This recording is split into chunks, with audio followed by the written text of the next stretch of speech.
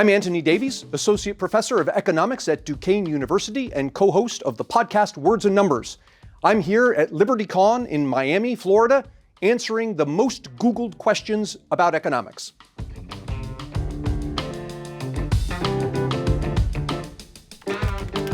How does economics affect everyone? I would phrase the question the other way around. How does everyone affect economics?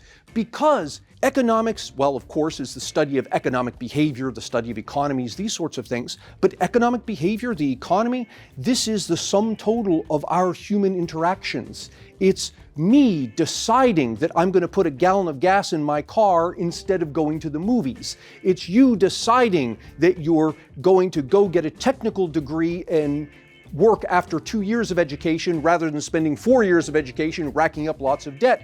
It's all of these decisions that we individually make that are all a combination of our preferences and our constraints. Put all of that behavior together and you get the economy, you get economics. It's what happens when we all get together and do our thing. Is economics hard? Yeah, there are two answers to that. Yes and no.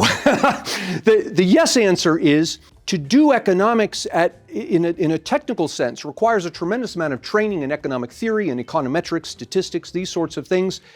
And it requires thinking about the world in a different way.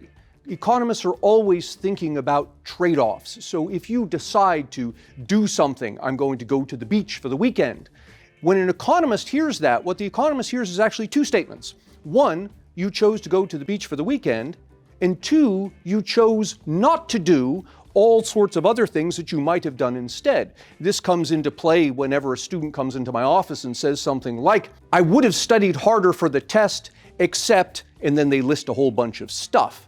And the student typically lists all of these things thinking that they justify the students not studying as hard for the test, when what an economist hears is a litany of items that the student thinks is more important than studying for the test, because the economist thinks in terms of trade-offs. So in that sense, in the sense of learning the theory and the statistics behind it, in terms of starting to think in terms of trade-offs, yes, it's difficult to think like an economist. The part in which it's easy is that it's something we deal with all the time. The problem is we deal with it at an intuitive level. So when you choose to date this person, you've kind of also chosen not to date that person. And you might not think of it explicitly like that, but at a gut level you understand that there's that trade-off. It's that concept of trade-offs that is so important. It's integral to economics. And so in that sense, we do it every day without thinking about it. What makes the hard part of economics hard is thinking explicitly about it. Do economists make good money? Depends on what you're talking about. Academic economists versus industry economists. Of course, pretty much anybody in industry makes more than professors do of the same field. Having said that, let's talk about undergraduates only, people who have undergraduate degrees in economics, so 4 years only, not master's, not PhD. They tend to rank in terms of salary amongst the STEM majors, actually probably in the top third of STEM majors. So think about the typical salary you would earn with an undergraduate degree in economics being on par with what you might earn with a degree in, let's say, statistics or finance, something like this. Now, the key is, if you're talking about an undergraduate degree in economics, often the job that you'll get won't have the title economist. And this causes no end of problems in academia when we're dealing with people who advise students.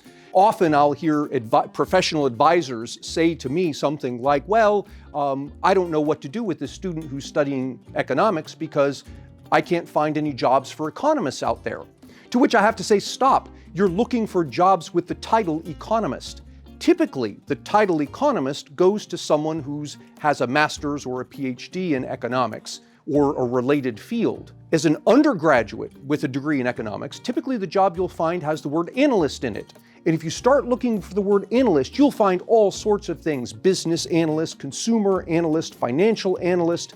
And these are the sorts of jobs that require someone to know how to think like an economist without necessarily being able to do the higher level theory and statistics that goes with it. How do economists use graphs? This is a sticking point with me because it seems to be the case that the way we use graphs, at least in the classroom, is to describe economic phenomena to the students. And there's a problem with that. And the problem is, if a student isn't going to go beyond the principles level, the graphs aren't helpful. So when I teach, and I try to avoid it, but when I do teach using graphs at a principles level, I have to spend a lot of time teaching students how to read graphs and how to interpret, and when the graph moves, how you should think about that. And so you could tell immediately that the student is dealing with an unfamiliar form of communication. So at the principles level, I find it more useful not to use graphs at all, but to use stories, to use anecdotes, to give students a gut level feel for economics. And then we've got the other sorts of students, the students who will go far beyond the principles level. And when you get far beyond the principles level, again, we don't use graphs that much. We start to use mathematics because the graphs are a poor substitute for mathematics. You can do things in multi-dimensions with a mathematical equation that in a graph you can only do in 2 dimensions. And so when we actually do economics as economists, we tend not to use graphs, we tend to use equations. And so graphs occupy this very strange space of they're kind of meant as a crutch for students who are going from a principles level up to more advanced level, and yet at the same time they tend not to be very useful in terms of communication, at least not to students at large. Does economics count as social studies? I don't know. Let me say it differently. Economics is a social science. That is, the object of our study is humans and human behavior. Social studies, so too, is a study of humans and human behavior, although it focuses on different things. Psychology is a study of humans and human behavior. Marketing, interestingly, is a study of humans and human behavior. And so all of these things fall under this general topic of social science. And people will take issue with the term science, and they'll say things like, well, economics isn't really a science. The fact is, a science is any field of study in which you observe something, you propose a hypothesis, you collect some data, and you test this hypothesis. And you say, yes, my hypothesis holds, or it doesn't, and you go on and you put these hypotheses together into a theory that attempts to predict how the thing you're studying will react to various stimuli. That's exactly what economics does. Now, it becomes messy because with economics, we can't run controlled experiments. Well, we can from time to time, but generally speaking, we can't run controlled experiments. And because of that, economics starts to look less like a cut and dried science like chemistry or biology or physics. But really, the difference between the two is a matter of random noise. There is random noise in physics experiments, in chemistry experiments, in biological experiments. There's also random noise in economic experiments. The difference is the random noise is much larger. And so we've developed an entire field of study, we call it econometrics, to deal with tamping down that noise so that we can get at the actual human behavior underlying the data. What is the fundamental problem of economics? I think the fundamental problem of economics boils down to the following.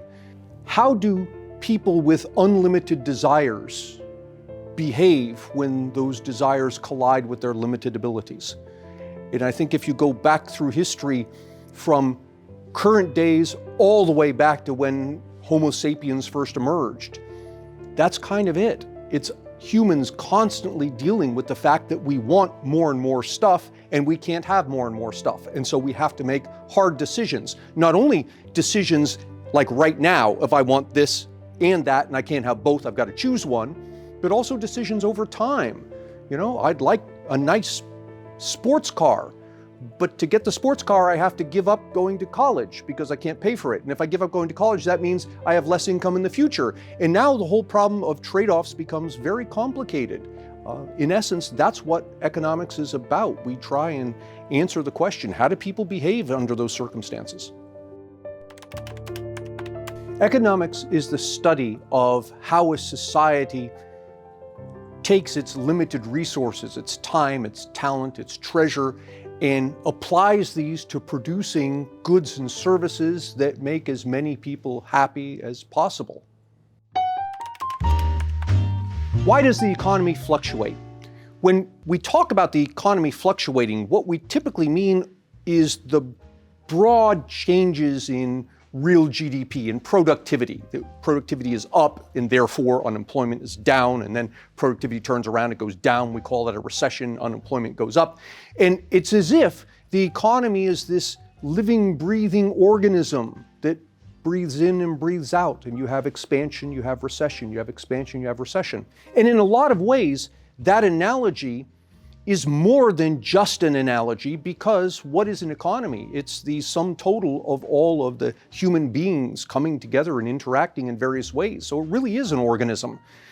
And as with any organism, a shock to it will have ramifications. For example, we have an early frost that kills much of our crop, and so we now have less food, and that causes ramifications. Immediately there's less food, price of food goes up. And because the price of food goes up, people react and they buy less food, they buy more of something else instead. And that has ramifications on, for example, how many children they decide to have. Well, the price of food is so high, we wanted to have more kids, but we can't afford it. And that in turn, a generation down the road has an impact on how much labor there is and how much we can produce. And so you see that shocks to the economic system can be more than just a weather shock. It could be things like one of us discovers some new product or some new way of producing things that enables us to produce more and better than we did before. And that has ramifications, because now we're going to produce this new thing. Someone has invented the iPhone, and now all of a sudden we can produce the iPhone, we can make it available to all sorts of people. And what do the people do? They shift their consumption. They're going to buy less of these things they used to buy and save their money to buy this new cool thing, this iPhone that didn't exist before. And that has ramifications down the road, because these companies they used to buy from, these companies aren't selling as much, which means they're going to employ fewer people and they're going to start to wane. While what waxes are these companies that produce the iPhones and produce the products that go into the iPhones. Every time you have a shock to the economy like this, be it weather, be it technology, be it wars, be it plagues, it creates ripples like on a pond. And this is what gives us this up and the down, the expansions and the recessions. It's the sum total of all of these ripples that are going on in the economy on an ongoing basis. Why do economists like competitive markets?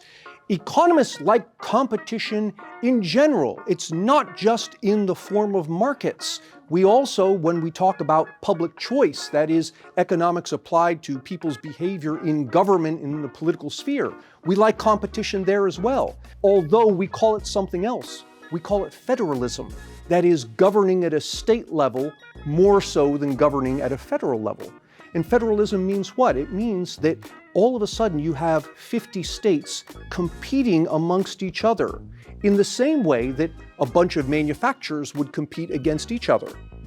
What's the good of the competition? The good of the competition is if the customer, be it someone who buys a product or be it a taxpayer who's choosing where to live, if the customer has the ability to walk away, that customer can deny resources to someone, be it a state or be it a producer, who's producing or offering things that the customer doesn't want.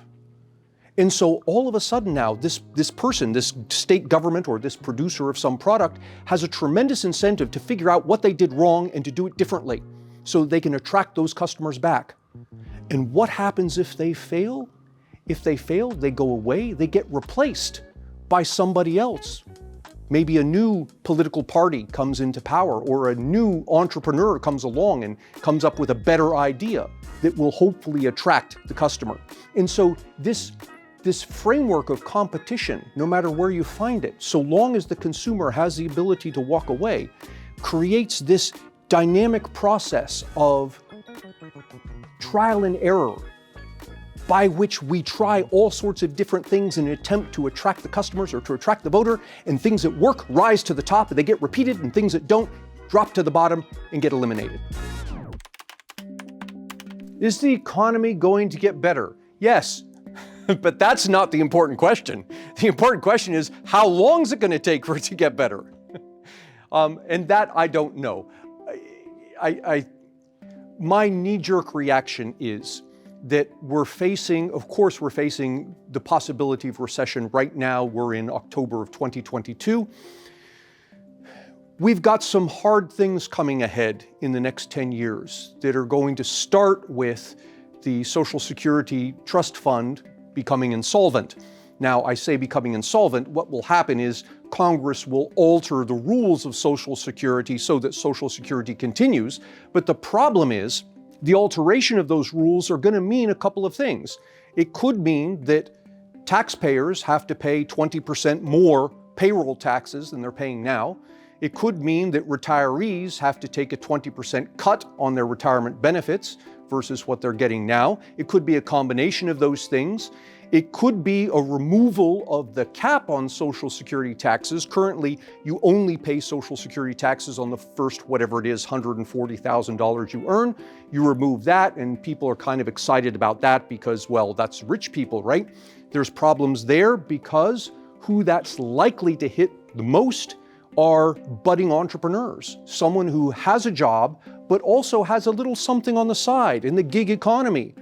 And that something on the side is large enough to bump the person above that Social Security cap, but not large enough to actually be employing other people. Now, what happens? If we remove that Social Security cap, that person just suffers, in effect, an extra 12% tax on that money he earns above the 140 cap. And that means what? That means we're going to have fewer entrepreneurs, fewer of these side businesses blossoming into real businesses employing people.